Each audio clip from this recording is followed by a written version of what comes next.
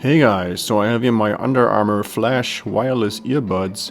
In this case, this is here the Project Rock edition, and today I want to show you how to unpair these earbuds from, for example, your smartphone. And the thing that we have to do is a factory reset. So I'm going to show you how to do this.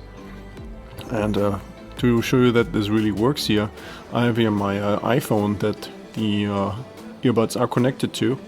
So when I take out the right earbud, then this is going to start up and it's going to connect to my phone. So we can see right now it is going to pair by itself here. And as I said before, we're going to do a factory reset. And you can do this by putting the both earbuds back into the charging case.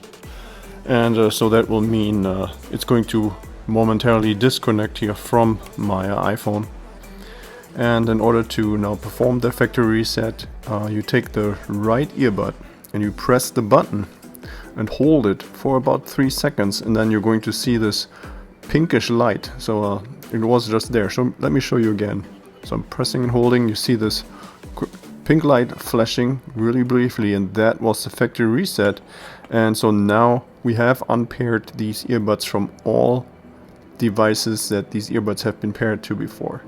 So now even if we're taking out the earbud, you're going to see it's not going to reconnect to my phone. It's actually going into this pairing mode, and you can see this when it's blinking. The earbud here, the right earbud, is blinking in red and blue. So this is now the pairing mode. And if we're trying to make the iPhone connect to these earbuds, then it's not able to do that, and actually says that, and it's forcing us, the phone is forcing us to remove the device because it can no longer connect to it.